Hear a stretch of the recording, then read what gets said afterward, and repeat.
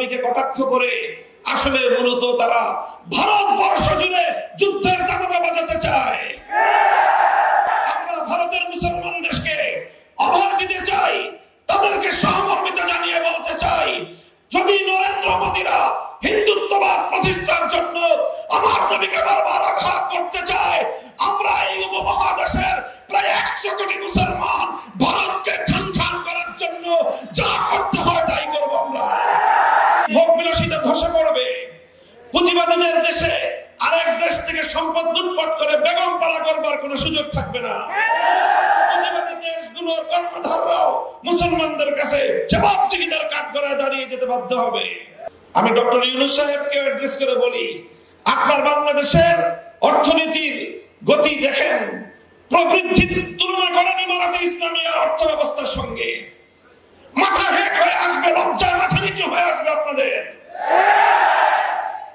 আজ ইমারতে ইসলামিয়া সারা পৃথিবীতে অর্থনৈতিক প্রবৃদ্ধির রোল মডেল হিসেবে সারা দুনিয়ার সামনে আদর্শ স্থাপন করেছে, এবং এটা হয়েছে শুধুমাত্র মুহাম্মদ আরবি সাল্লাল্লাহু আলাইহি ওয়াসাল্লাম প্রণীত অর্থনীতির নীতিগুলো অনুসরণ করার বদৌলতে।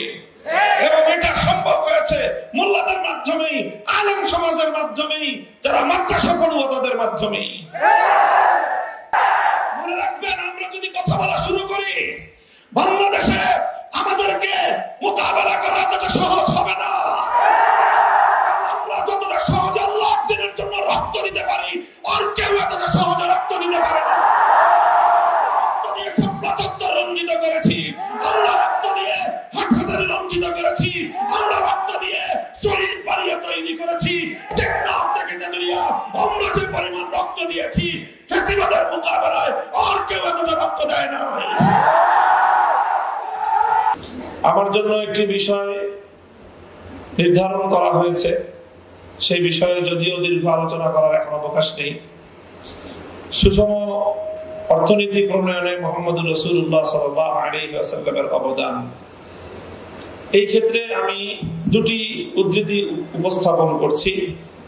রাসূল সাল্লাল্লাহু আলাইহি ওয়াসাল্লাম যে অর্থ ব্যবস্থা বিশ্ব মানবতার কল্যাণে প্রবর্তন করেছিলেন, শুধু প্রবর্তন না, প্রতিষ্ঠিত করেছিলেন, তার অন্যতম মৌলিক দুটি নীতিমালা ছিল, কাইলা ইয়াকুনা দুলাতাম বাইনাল আগনিয়াই মিনকুম, সম্পদ যেন সমাজের কোন নির্দিষ্ট একটি শ্রেণীর হাতে কুক্ষিগত না হয়ে যায়।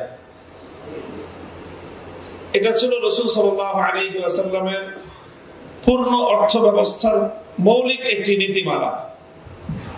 সম্পদ কোন একটা বিশেষ শ্রেণীর কাছে বৈধভাবেও কুক্ষিগত হতে পারবে না। অবৈধভাবে, দুর্নীতির মাধ্যমে, ঘুষখোরি সুদখোরির মাধ্যমে, অথবা সম্পদ পাচারের মাধ্যমে, এর মাধ্যমে সম্পদ কুক্ষিগত করার তো প্রশ্নই আসে না। যে রাষ্ট্র ব্যবস্থায় আল্লাহ রাসূল সাল্লাল্লাহু আলাইহি ওয়াসাল্লাম প্রণীত অর্থ ব্যবস্থা কার্যকর হবে, সেই রাষ্ট্র ব্যবস্থা ধনী থেকে দরিদ্র পর্যন্ত প্রতিটি মানুষ যার যার নিত্য প্রয়োজন পূরণ করার প্রয়োজনীয় অর্থের সরবরাহ তার কাছ পর্যন্ত পৌঁছে যাবে অর্থ ব্যবস্থার স্বাভাবিক গতিতেই। এমনকি আমরা জানি যে যাকাত প্রদান করা মানুষের, প্রত্যেকটি সম্পদশালী মানুষের জন্য ফরজ।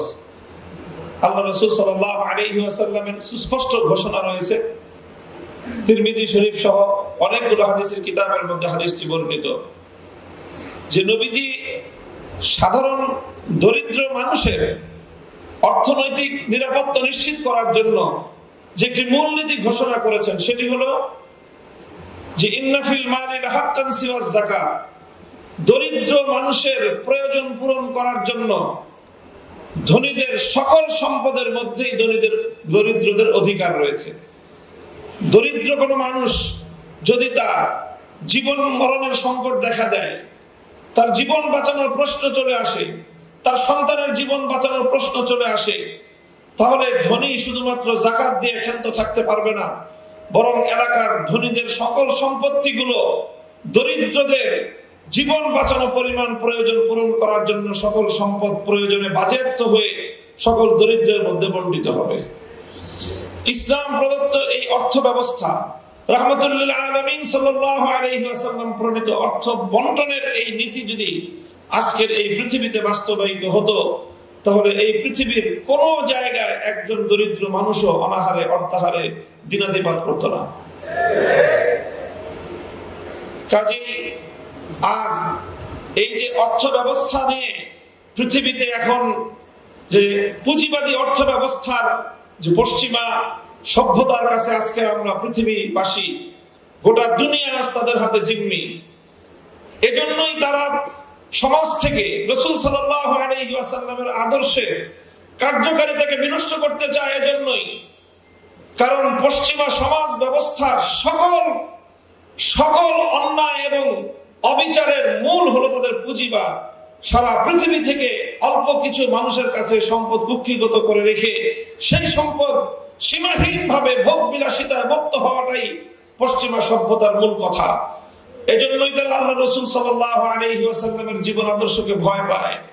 এজন্যই তারা মুসলিম সমাজকে আল্লাহর নবীর জীবন চরিত্র থেকে দূরে সরিয়ে দিতে চায়। কারণ মুসলমানরা যদি সোচ্চার হয়ে ওঠে, আল্লাহর নবীর প্রণীত অর্থ ব্যবস্থা যদি এই পৃথিবীতে বাস্তবায়ন করার জন্য মুসলমানরা সোচ্চার হয়, তাহলে পুঁজিবাদ ধসে পড়বে। পুঁজিবাদীদের এই ভোগ বিলাসিতা ধসে পড়বে। পুঁজিবাদীদের দেশে আরেক দেশ থেকে সম্পদ লুটপাট করে বেগম পাড়া করবার কোনো সুযোগ থাকবে না। পুঁজিবাদী দেশগুলোর কর্ণধাররাও মুসলমানদের কাছে জবাবদিহিতার কাঠগড়ায় দাঁড়িয়ে যেতে বাধ্য হবে। এজন্যই তারা রাসূল সাল্লাল্লাহু আলাইহি ওয়াসাল্লামের সিরাতকে মুসলিম সমাজ থেকেও বিদায় করে দেওয়ার সব ধরনের আয়োজন করছে। এই পরিপ্রেক্ষিতে আমাদের ঐতিহাসিক দায়িত্ব এবং কর্তব্য এসে দাঁড়ায় যে আমরা তারা যেটা চাচ্ছে তাদের প্রতি কোন ধরনের ভয় ভীতি আমাদের অন্তরের মধ্যে রাখা চলবে না। পশ্চিমা সভ্যতা, ইউরোপ এবং আমেরিকার যে ভীতি এবং তাদের যে রব, তাদের প্রতি যে একটি আমাদের অন্তরের মধ্যে একটি হীনমন্যতা রয়েছে, মুসলিম জাতিকে আজকে এই হীনমন্যতা থেকে বেরিয়ে আসতে হবে। তাকিয়ে দেখো, আমাদেরকে অনেকে বলে যে আপনাদের কাছে আজকের আধুনিক এই পৃথিবীতে আপনাদের কাছে বাস্তবায়ন করার মতো কি অর্থ ব্যবস্থা আছে? এতদিন পর্যন্ত আমরা তাত্ত্বিক কথা বলতাম, এখন বলবো তাকায় দেখো, ইমারতে ইসলামিয়া মোল্লারা পরিচালনা করছে, দেওবন্দি উলামায়ে কেরাম পরিচালনা করছে। সেখানকার এই মাদ্রাসার হুজুর এবং শিক্ষকরাই ইমারতে ইসলামিয়ার টপ টু বটম গোটা প্রশাসন সবকিছু তারা পরিচালনা করছে। তোমাদের মতো এত ডক্টর সেখানে নাই। তাকায় দেখো আজকে তোমার বাংলাদেশের, আমি ডক্টর ইউনূস সাহেবকে অ্যাড্রেস করে বলি, আপনার বাংলাদেশের অর্থনীতির গতি দেখেন, প্রবৃদ্ধির তুলনা করেন ইমারতে ইসলামিয়া অর্থ ব্যবস্থার সঙ্গে, মাথা হেট হয়ে আসবে, লজ্জায় মাথা নিচু হয়ে আসবে আপনাদের। আজ ইমারতে ইসলামিয়া সারা পৃথিবীতে অর্থনৈতিক প্রবৃদ্ধির রোল মডেল হিসেবে সারা দুনিয়ার সামনে আদর্শ স্থাপন করেছে, এবং এটা হয়েছে শুধুমাত্র মুহাম্মদ আরবি সাল্লাল্লাহু আলাইহি ওয়াসাল্লাম প্রণীত অর্থনীতির নীতিগুলো অনুসরণ করার বদৌলতে। এবং এটা সম্ভব হয়েছে মোল্লাদের মাধ্যমেই, আলেম সমাজের মাধ্যমেই, যারা মাদ্রাসা পড়ুয়া তাদের মাধ্যমেই। হীনমন্যতার কোনো কারণ নাই। সেই দিন আসছে, সেই দিন আসছে, এই যে ভারত আমার নবীকে নিয়ে দুদিন পর পর ইজ্জত নিয়ে নবীর উপরে কটাক্ষ করে তারা যে আগুন নিয়ে খেলছে, যে আগুন নিয়ে খেলছে, এই নূপুর শর্মার এই অপকর্ম শেষ হওয়ার আগেই রামজি মহারাজ এবং নীতিশ নারায়ণ রানে তারা এভাবে একের পর এক আল্লাহর নবীকে কটাক্ষ করে আসলে মূলত তারা ভারতবর্ষ জুড়ে যুদ্ধের দামামা বাজাতে চায়। ওরা আমাদেরকে উস্কানি দিচ্ছে, যদি মুসলমান তোমরা তোমাদের নবীকে ভালোবেসে থাকো তাহলে আসো, তোমাদের সঙ্গে আমরা যুদ্ধ করব, তোমাদের সঙ্গে আমরা লড়াই করব। আলহামদুলিল্লাহ, আমাদের স্বাধীন ভারতের বাইরে, ইন্ডিয়ার বাইরে অন্য স্বাধীন মুসলিম দেশগুলোর কথা তো পরে, খোদ ভারতে মুম্বাই অভিমুখে লাখো নবী প্রেমিক জনতার লং মার্চ আজকে গোটা ভারতকে থরথর করে কাঁপিয়ে দিয়েছে। আমরা ভারতের মুসলমান দেশকে অভয় দিতে চাই, তাদেরকে সহমর্মিতা জানিয়ে বলতে চাই, যদি নরেন্দ্র মোদীরা হিন্দুত্ববাদ প্রতিষ্ঠার জন্য আমার নবীকে বারবার আঘাত করতে চায়, আমরা এই উপমহাদেশের প্রায় 100 কোটি মুসলমান ভারতকে খান খান করার জন্য যা করতে হয় তাই করব আমরা।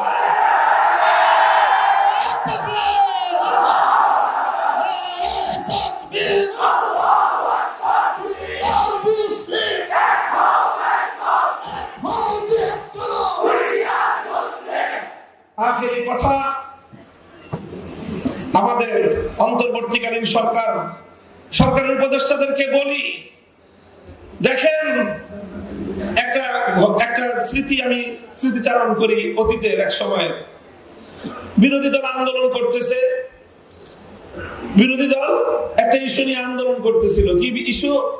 এই যে নির্বাচন কমিশনার, প্রধান নির্বাচন কমিশনারকে আমরা মানি না, নাম ছিল তার আব্দুল আজিজ কমিশন মানি না।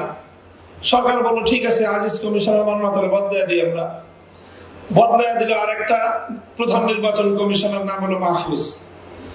ও আসলো যখন, বিরোধী দল দেখলো এটা তো আরো বড় তাদের জন্য সমস্যা।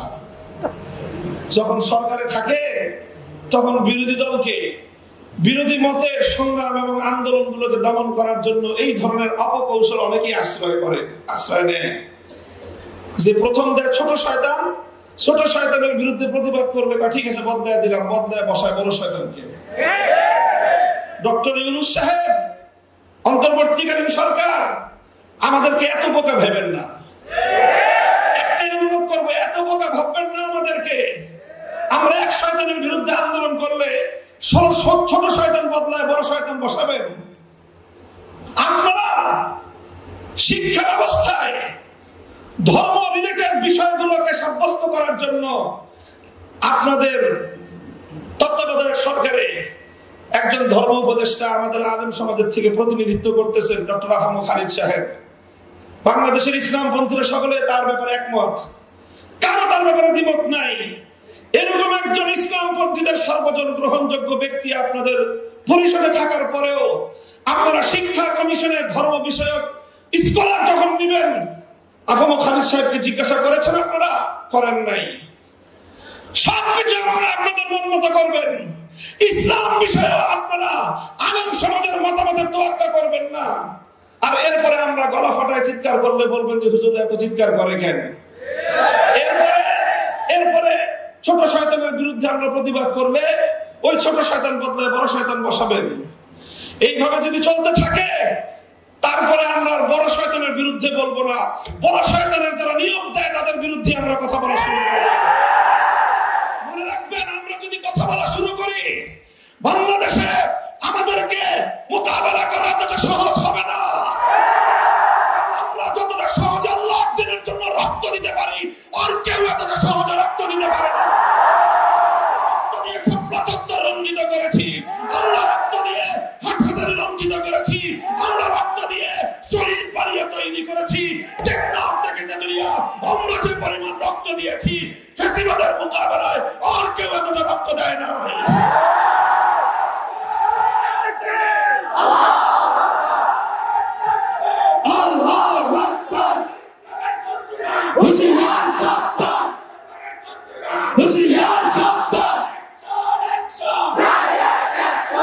ইসলাম কেন্দ্রিক সমস্যাগুলো সমাধানের জন্য যদি রক্ত দেওয়াই হয় একমাত্র পথ, মনে রাখবেন আমাদের কাছে এত রক্ত আছে, রক্ত নিয়ে আপনাদের পিপাসা নিবারণ হবে না।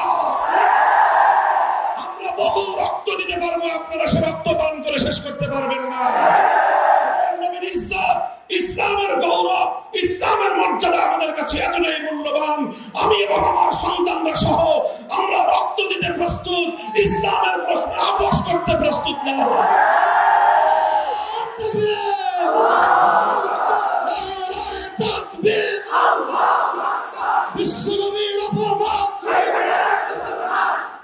আমাদের খুব বিনীত অনুরোধ থাকবে, নিবেদন থাকবে, শিক্ষা ব্যবস্থা হোক, আইন সংস্কারের ক্ষেত্রে হোক, বিশেষ করে এই দুটো জায়গার কথা আমি উল্লেখ করলাম, শিক্ষা কমিশন এবং আইন সংস্কার কমিশন, আপনারা যাই করবেন ইসলামের নামে ইসলামিক স্কলার হিসেবে একজন ব্যক্তিকে আপনারা সেখানে সিলেক্ট করবেন যে লোকটা নবীর হাদিস অস্বীকারী, এই ধরনের তামাশা আমাদের সাথে করবেন। আপনারা কি মনে করতেছেন যে তামাশা করে আমাদেরকে আপনারা লাজবাব করে দিবেন? মনে রেখেন, আমাদের পিঠ যদি দেয়ালে ঠেকে যায়, তখন আমরা যে প্রতিক্রিয়া দেখাবো, ওই প্রতিক্রিয়া সামাল দেওয়ার শক্তি না বাংলাদেশের আছে, না ভারতের আছে, না আমেরিকার আছে। কারণ আমরা জীবন মৃত্যুর পরোয়া করি না যখন আমার নবীর ইজ্জত এবং আমার নবীর আনিত দ্বীন ইসলামের স্বার্থের প্রশ্ন এসে দাঁড়ায়। আবার আপনাদেরকে খুব শান্ত নম্র ভাষায় পরামর্শ দিচ্ছি, ধর্ম রিলেটেড যে কোনো সমস্যাগুলোর সমাধান আপনাদের মন মতো করলে হবে না। আপনাদের মাঝে আমাদের প্রতিনিধি আফম খালিদ হোসেন সাহেব আছেন, ওনার কাছ থেকে প্রত্যেকটি ধর্মীয় বিষয়ে পরামর্শ নিয়ে আলেম সমাজ রয়েছে, হেফাজতে ইসলাম রয়েছে, অন্যান্য ইসলামিক মহলগুলো রয়েছে, তাদের কাছ থেকে জিজ্ঞাসা করেন। আহলে হাদিসরা আছেন, এদেশে সুন্নিরা আছেন, দেওবন্দিরা আছেন, আমরা সকলে ইসলামের মৌলিক প্রশ্নে কিন্তু একমত।